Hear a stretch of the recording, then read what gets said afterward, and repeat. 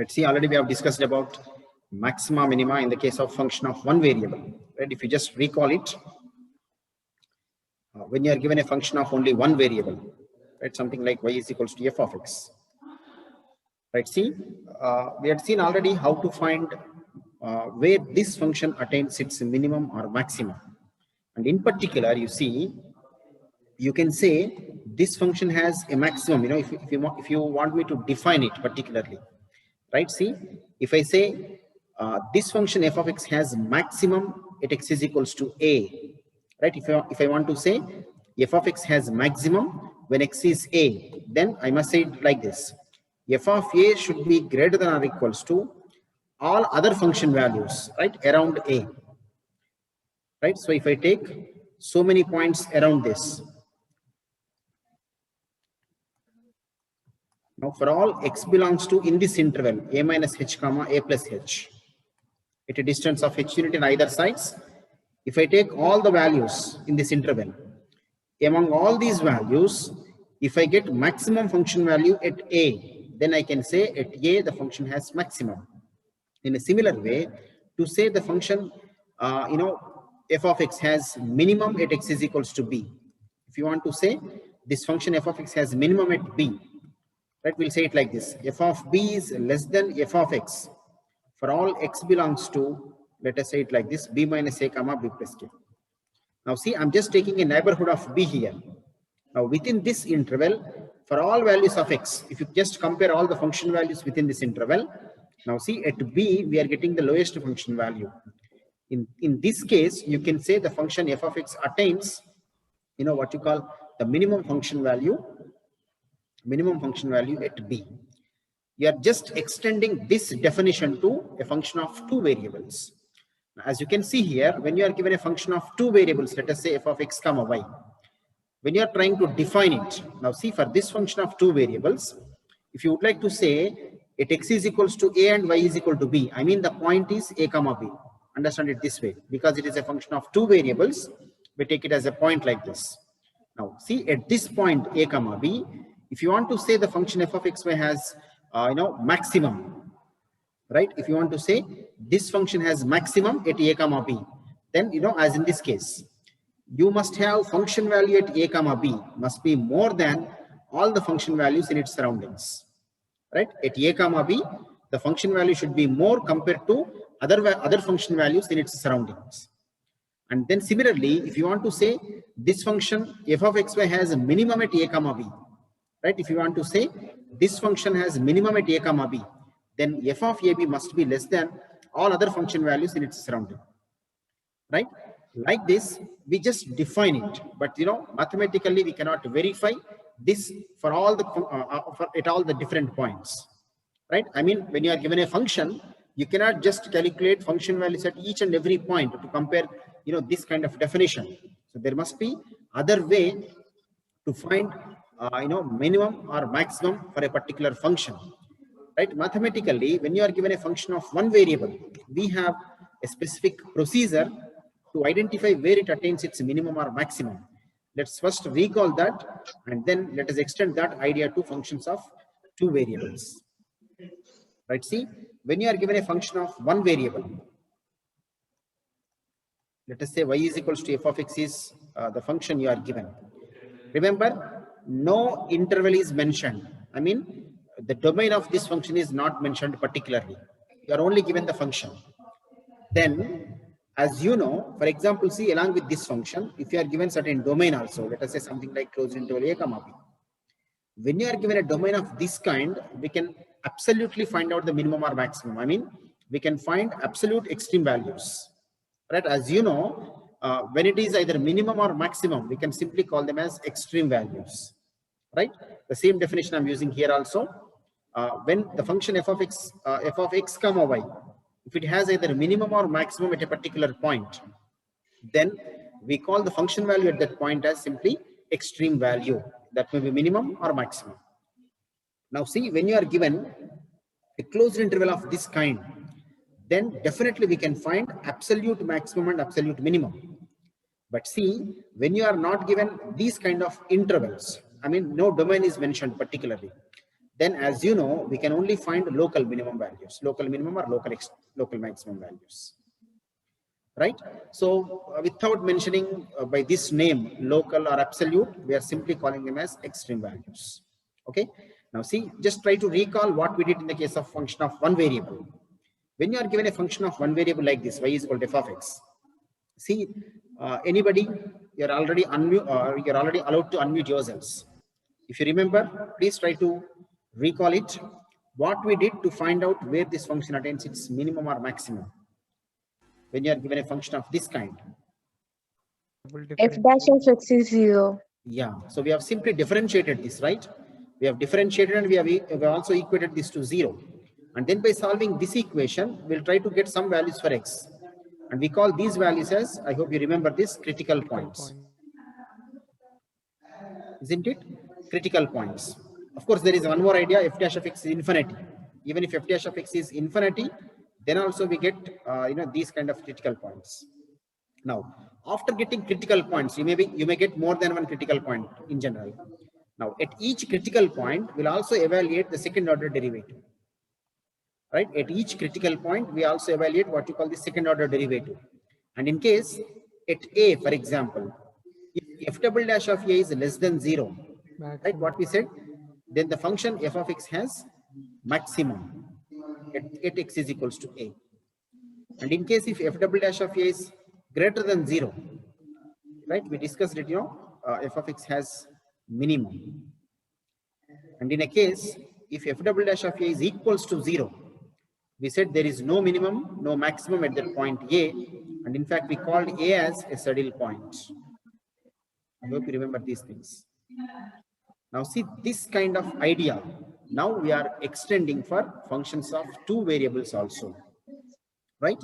So see, when you are given a function of two variables, z is equal to something like f of x comma y. Geometrically, you can also understand when you are given a function of one variable, see, we need only two-dimensional axis or two-dimensional plane to draw the diagram of this function of one variable. You can simply take one x-axis and a y-axis, and corresponding to some change along this x-axis or corresponding to a change in x, you can find some change along this y-axis or in y, right? So corresponding to that, you may get some function of this kind, right? Some graph of this kind, right? It may be anything. Okay, now see, when you get a graph of this kind, you can see where it attains its maximum or where it attains its minimum quite easily. In a similar way, when you are given a function of two variables, right? When it is a function of two variables, we need to take the three-dimensional geometry here. We need to have all the three axes, right? Let us say if this is x, this is y, and this is z. Now see, when it is a function of two variables, corresponding to the changes in both x as well as y, there will be a change in the direction of z, right? So you are going to get a surface here, not a line now, right? The curve here is a line. It may not be a straight line, but it is a line. But when it is a function of two variables, you are going to get it as a kind of surface in the space, right? This is a surface in the space, and its projection will be within what you call xy plane. Its projection will be within xy plane, right? So when there is a change both in x and y directions, there will be a change in the direction of z axis. Now within this surface, there will be some heights and some kind of these things, values. At some points it may be maximum, at some points it may be minimum, right? So we need to just find at what points, since it is a surface, we cannot get a single point. It will be a coordinate point, something like this. Both x coordinate and y coordinate will be there now. Now at these kind of points, we need to see where this function attains its minimum or maximum. Right now we have a specific procedure.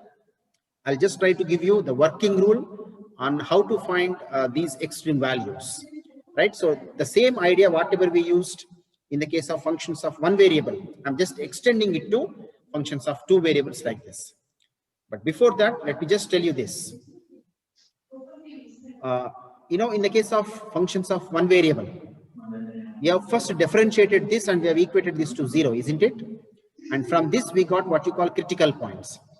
In a very similar way, even in the case of functions of two variables, now see, when it is a function of one variable, we have simply differentiated it with respect to x. But since it is a function of two variable here, we'll get two different partial derivatives. So we just try to differentiate this with respect to x and also with respect to y. Right? As we did in this case, we equate these two first order partial derivatives to zeros. Right? Now see, when we equate these two to zeros, we'll get two different equations in both x and y. Now see, by solving these equations, we get different values for x and y. You may get different combinations. May not be only one every time. Right? Now see, whatever the solutions you get here from these equations, now we call these solutions together, you know, a coordinate point of kind of things. We take all these solutions as stationary points. Similar to critical points in the case of one variable, we are now calling these values, these points, as stationary points.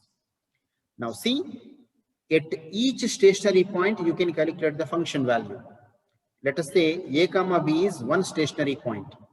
If you calculate the function value at this stationary point, you are calling this as a stationary value. Right? Find out the difference. Stationary point is the solution of these two equations. And the function value at this stationary point is stationary value. Right? That's what you are given here. F of a comma b is said to be the stationary value of f of x comma y. If dou f by dou x and dou f by dou y both are equal to 0 at this point a comma b. Right? And remember, in the case of functions of one variable, when you solve this equation f dash of x is equal to 0, normally we may get more than one critical point. Let us say A, B, C are the three different critical points. And then at each critical point, we evaluate the second order derivative. Depending on this value, we'll decide whether we have minimum or maximum or nothing at these points. Right? See, for example, at x is equals to a, you got this as a negative, and thereby you can say the function has maximum at a. Right? Now see, when you say this function has extreme value, maybe minimum or maximum. When a function has extreme value at a particular point, then definitely, you know, this is a critical point. When the function attains its minimum or maximum at a particular point, definitely, you know, it was already a critical point. But at every critical point, we may not get extreme value, right? As we discussed already, at A, we may get maximum. At B, we may get minimum, right? See, for example, I'm taking at C, we may not get anything, right? It may be a saddle point. Like this, when it is extreme point, definitely it will be, it was a stationary value, stationary point already, right? But at every stationary point, we may not get what you call extreme value. You know, that's what the second sentence here. Every extreme value is stationary, right? I'm just extending this idea to functions of two variables. If it is a stationary point, there is a chance, if we verify, we may get minimum or maximum at that point, but not, you know, it's for sure.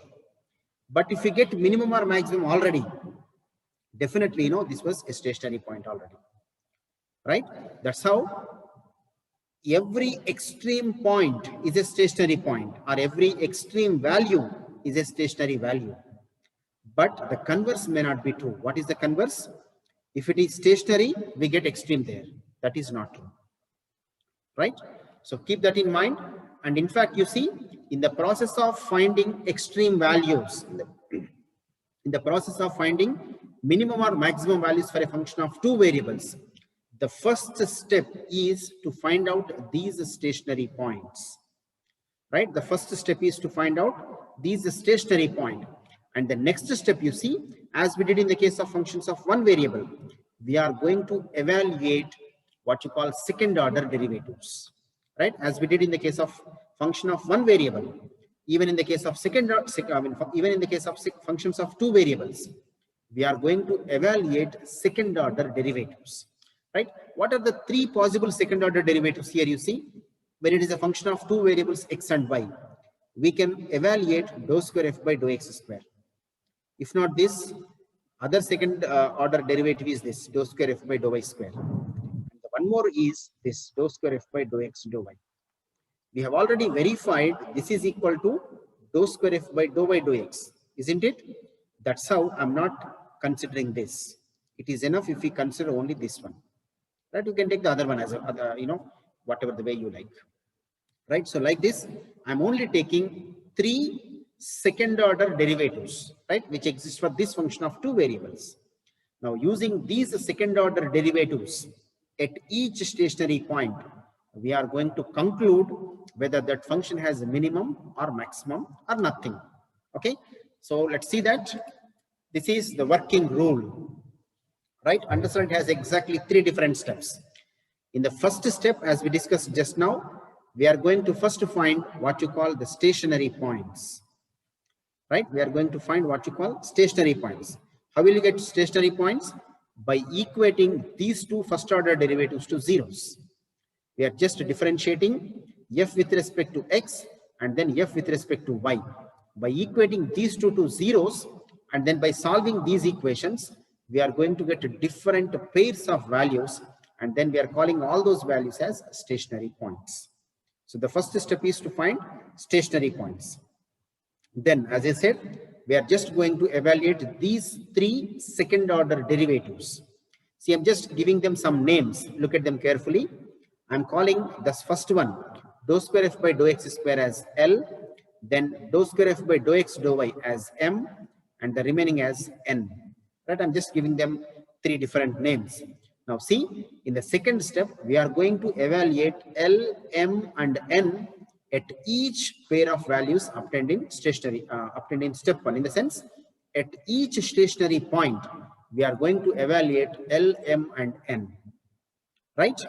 Now see, after obtaining these 3 values at each stationary point, now let us say A comma B is one stationary point and we got L, M, N at this stationary point. Then see, we are just going to observe these 3 conditions. In case, if ln minus m square is greater than 0, right, we are just taking a relation here. Ln minus m square is greater than 0 and L is less than 0. We have already evaluated L. We got ln minus m square greater than 0 and L as less than 0. Then in this case, we say the function f of xy has maximum when x is equals to a and y is equals to b, or else at this point a comma b, as you can see here. And if not this, we got ln minus m square greater than 0, but and L is also greater than 0. Then in this case, we say the function f of xy has minimum at x is equals to at a comma b. Right? See, we have considered ln minus m square as greater than 0. By chance, if ln minus m square is less than 0, right? When ln minus m square is less than 0, as you can see here, the function f of xy has neither minimum nor maximum. Right? We can certainly say there is no minimum, no maximum at a comma b, and further we can call this point a comma b as a saddle point. Right?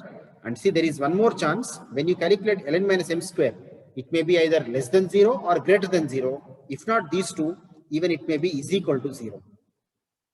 Right? When ln minus m square is equals to 0, as you can see here, we cannot conclude anything about minimum or maximum. We can even simply say further investigation is needed. Right? So simply by just proceeding in this way, we can see at what points the function attains its minimum or maximum for the given functions. Once if you look at this carefully, only in first 2 conditions we are getting either minimum or maximum. So to get either minimum or maximum, first of all we should have ln minus m square should be greater than 0. Right? Whenever ln minus m square is greater than 0, then only we get either minimum or maximum. But in other 2 cases, we will not get anything. Right? So keep this idea in mind. Now we are going to use this simple idea to solve certain problems. Right? Shall I proceed further? Yes. Right. I'm just taking this simple question. Right? See. how I'm solving this.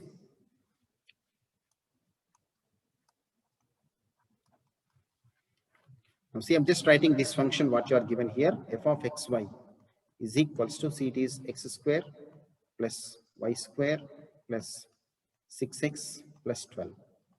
Okay. As we discussed, I'm just differentiating this with respect to x. Okay. See how much it is when you differentiate it. When you differentiate f with respect to x, we normally treat y as a constant, correct? So I'm differentiating x square, it is 2x, plus when you differentiate y square, it is 0. I'm not writing. And when you differentiate this 6x, it is 6. And then even if you differentiate 12, it is simply 0. Right? I'm just leaving this as it is. Then when you differentiate f with respect to y, see, now x is a constant. So when you differentiate x square, it is 0. I'm not writing. Then for y square, the derivative is 2y plus, again, for 6x, it is 0 because, x is a constant here. And even for 12 also, it is 0. So it is only 2y. Now see, I'm just equating these two to zeros. Dou f by dou x is equals to 0. This implies we can write 2x plus 6 is equals to 0. And this implies we can also write the value of x as minus 3. Right? Then similarly, if you equate dou f by dou y to 0, what happens? You see here you have only 2y and you are equating this to 0.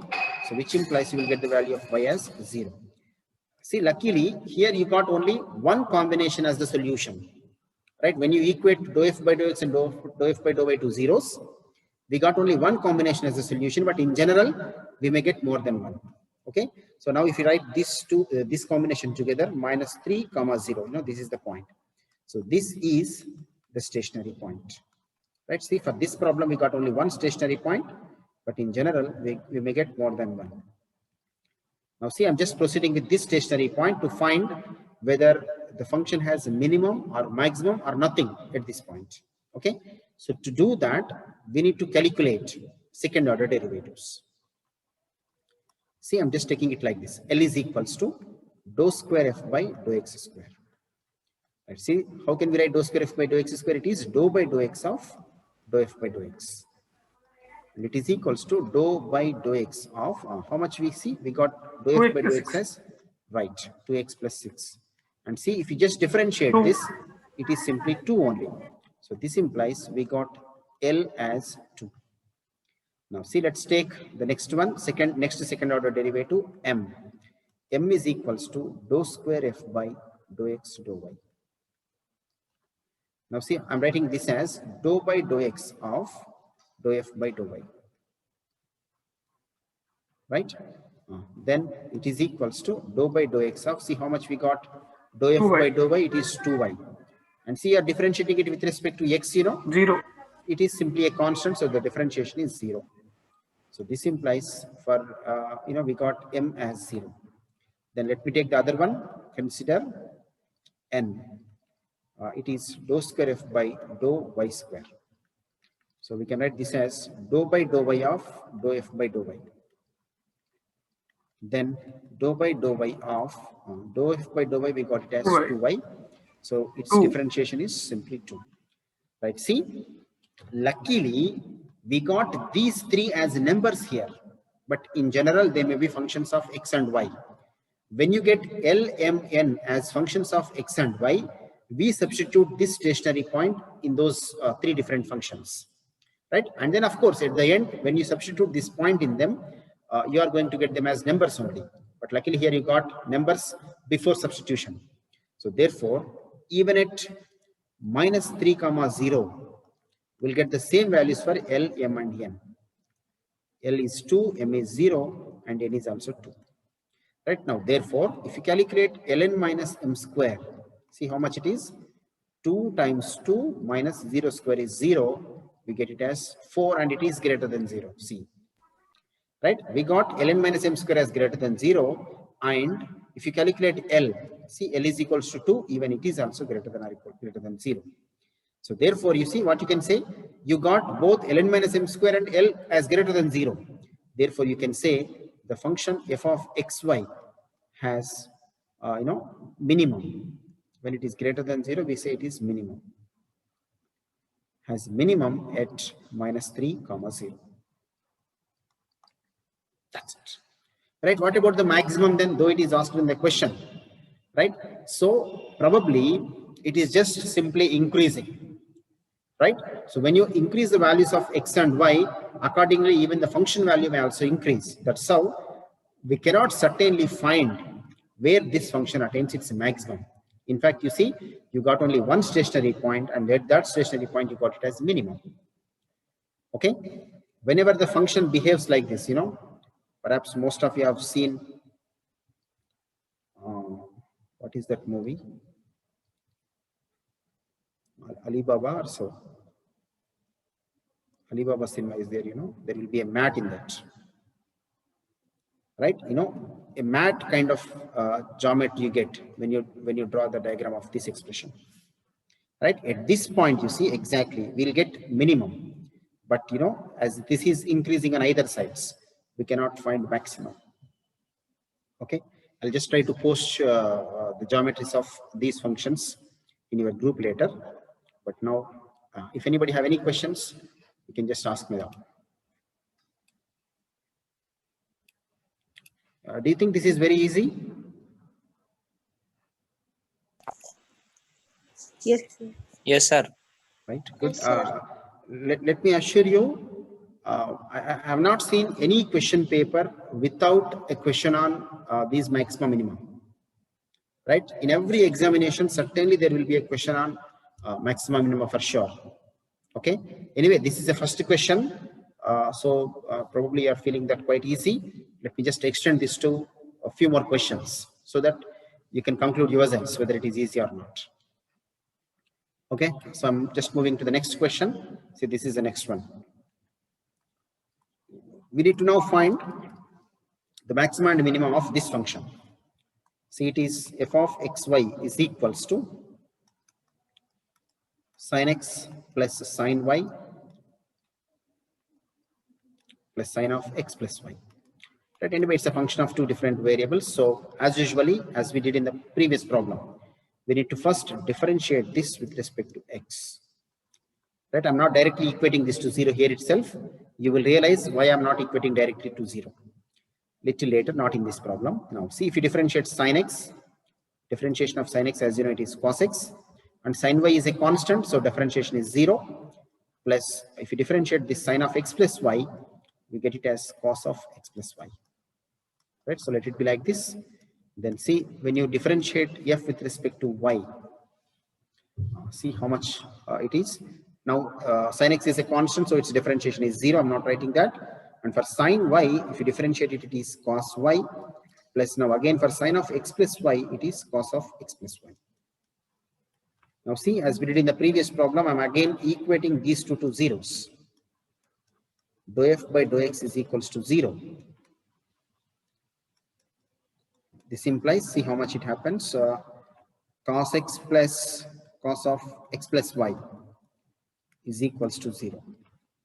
Then similarly, if you equate the next one, dou f by dou y is equals to 0. Then see how much it is, cos y plus cos of x plus y is equals to 0. Let's see, I'm just giving them some numbers for mathematical simplification. Now see, I'm just taking the difference between these two equations, equation 1 minus equation 2. This implies, see what happens, we'll get it like this, cos x minus cos y. And see, when you subtract one from the other, you know, this term, cos of x plus y, it's got cancelled here, and then this is equals to 0. And see, this implies, we can simply say, cos x is equals to cos y. Right? Anybody try to tell me, when cos x is equals to cos y, what may be x and y? Pi by 4. Pi by 4. Is it only that or anything else? N pi by 4. What if I take x and y both are equal to pi by 2? Same. Right? So what can we say? When cos x and cos y are equal, we must have x is equals to y. It may be anything. Right? Whether it is pi by 2, pi by 4, pi, or even if you comments it there, no issue. right? So I can simply say when cos x and cos y are equal, I can simply say x is equals to y. Now see, when we got x is equals to y here, let us see what are the possible values for x and y here in this case. To calculate particularly the accurate values for x and y, I'm just substituting this expression in equation 1. Right? In fact, you can substitute in any of these two equations, but I'm substituting it in equation 1. Now see, in equation 1, I'm just replacing y by x. I'm substituting y is equal to x in this. So what happens, you see, cos x plus cos of x plus x, it is 2x. It's equal to 0. See here in this equation 1, I've just replaced this y by x. Okay, cos x plus cos 2x. I hope you remember this trigonometric transformation.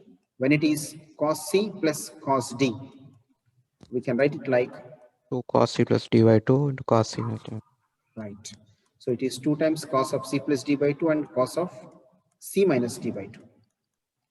Right, I'm just trying to use this simple formula to rewrite the above expression. Now see what happens to this. This implies it's like c means x and d means 2x. So therefore cos x plus cos 2x is equals to 2 times cos of see how much it is. C plus d means x plus 2x, 3x by 2 into cos of see how much it is, c minus d. C minus d means x minus 2x actually. When it is x minus 2x, we normally get minus x. But as we know, cos is an even function, isn't it? Since cos is an even function, though we get it as minus x, I'm writing it as plus x by 2. Or if you allow me, I will even write it as minus x by 2. I don't mind. And this product is equals to 0. Because, after a few days, we may open these notes by chance. And at that time, we don't understand this. If I write plus x.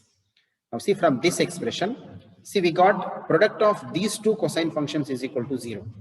Right? So when the product is 0, as we know, either cos of 3x by 2 is equal to 0 or cos of minus x by 2 is equal to 0.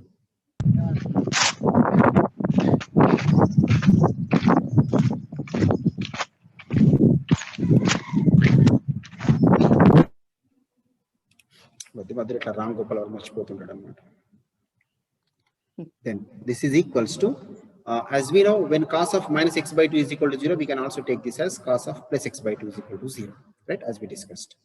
Then, now see, when cos of 3x by 2 is equal to 0, remember, when it is a cosine function, though the interval is not defined here, we normally take the interval of definition as from 0 to 2 pi. We take only one simple period, because, all those are sinusoidal functions. The actual period is only 2 pi, right? That's how we try to take it as only in between 0 and 2 pi. Okay.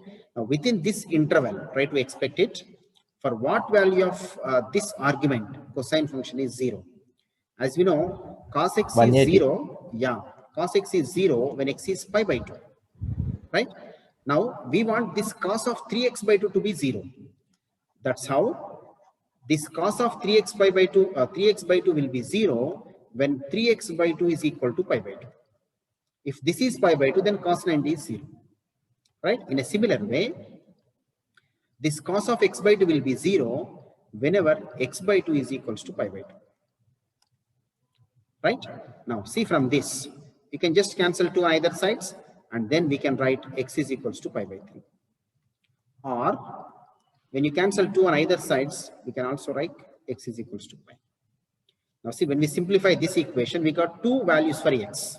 Now see, as already we considered here, as already we understood, x and y both are equal. So therefore, when x is pi by 3, y is also equal to pi by 3.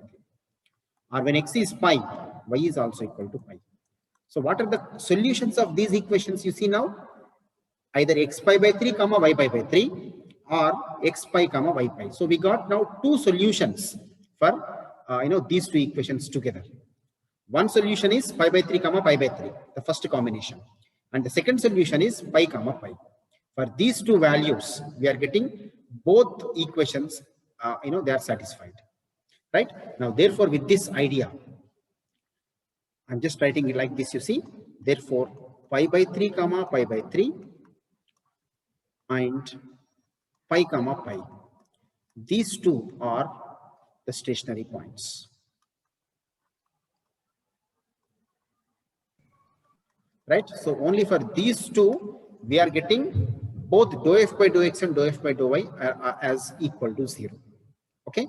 Now see, since we got the stationary points, now we need to evaluate what you call the second order derivatives.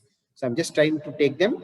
Consider L is equals to, as you know, it is dou square f by dou x square.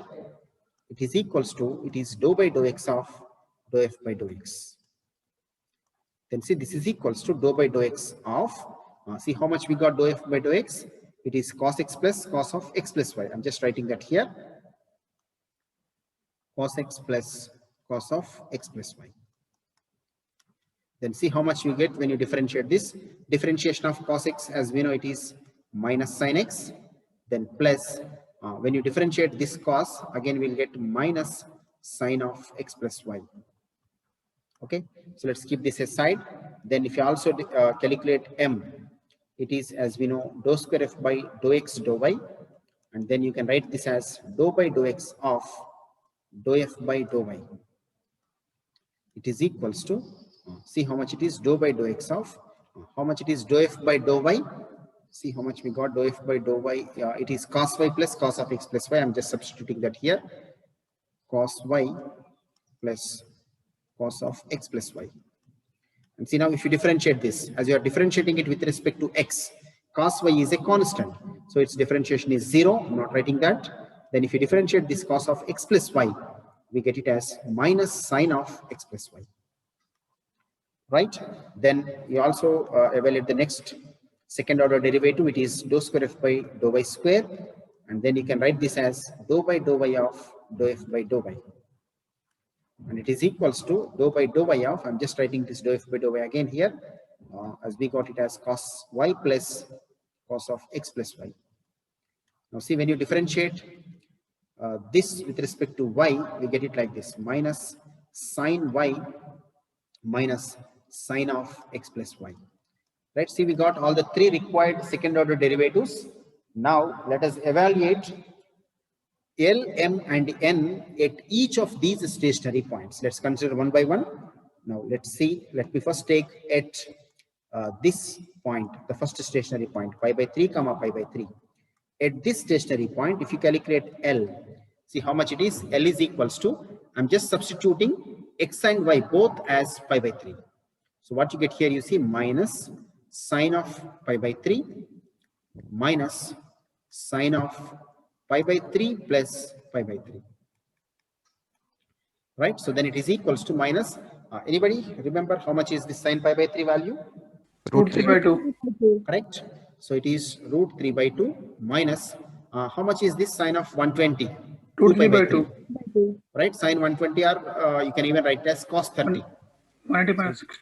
Yeah, 90 plus 60, 90 plus 30. So it is cos 30. So it is also minus root 3 by 2. So when you simplify this,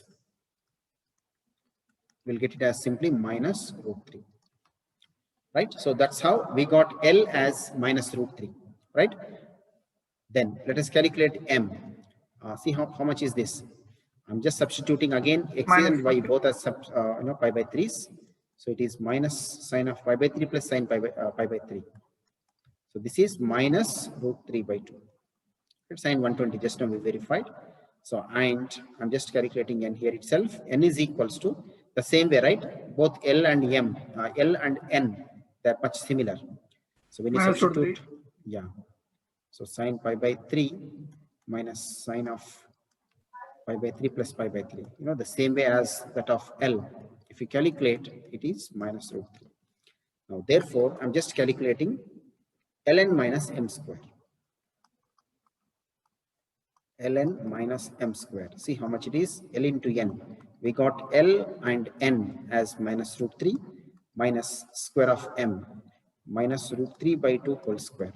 So how much it is? See, minus root 3 into minus root 3, minus minus plus root 3 into root 3, it is 3 minus root 3 by 2 whole square, it is 3 by 4. Correct? 2 square. 9 by 4. So it is 9 by 4. And see, we got it as positive.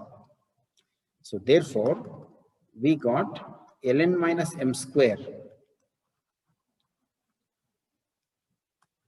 Ln minus m square is greater than 0 and L is in L is less than 0. So this implies when you got L as less than 0, we can say the function f of xy has minimum or maximum. maximum. Right. So it is maximum at which point? At X pi equal by to 3 comma, you can just write like this, pi by 3 comma pi by 3. So at this point, since these conditions are satisfied, we can say the function has maximum at this point. Right? Now see, we did this for one stationary point. Similarly, let us try to take the other stationary point and see whether we get extreme value or not. Now see, at the next point, pi comma pi. Only pi. Yes. Now at this stationary point, see, let us calculate L.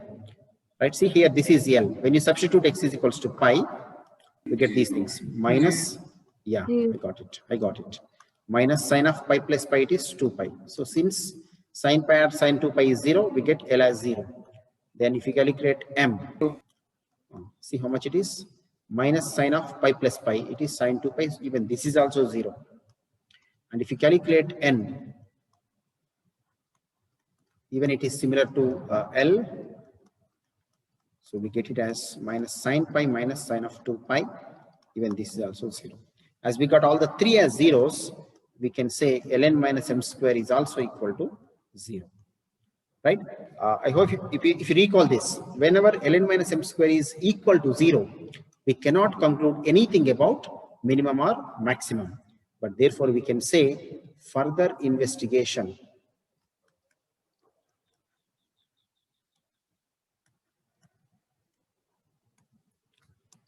is required to conclude minimum, or simply we can write extrema at this point, pi comma pi. Right? So we cannot speak anything about extreme values here at this point, pi comma pi. Okay? Now see what we got at the end. For the given function f of xy, if I write it once here, you are given f of xy is equals to sin x plus sin y plus sin of x plus y. So this function we got, this function has maximum value at pi by 3 comma pi by 3, right? Has maximum value of, see, we said actually this function has maximum at pi by 3 comma pi by 3. And how much is that maximum value? 9 by 4. We need to see that at pi by 3 comma pi by 3, and it is no. Therefore, this function has maximum value at pi by 3 comma pi by 3, and it is f of pi by 3 comma pi by 3. Right? So we need to substitute that here. Remember, 9 by 4 is not the maximum function value. Yes, sir. It is only a condition to verify whether it has minimum or maximum. So to find out that maximum value, we need to substitute this pi by 3 comma pi by 3 in f of xy. So it is this. So we write it like this: sine pi by 3 plus sine pi by 3 again plus sine of pi by 3 plus pi by 3. Right, so hence this is sine pi by 3, as you told me already, root 3 by 2 plus root 3 by 2, and even this is also root 3 by 2. So it is simply 3 root 3 by 2. Right? So we have concluded two things. One is the function has maximum at a particular point, pi by 3 comma pi by 3. And the maximum function value is this much, 3 root 3 by 2.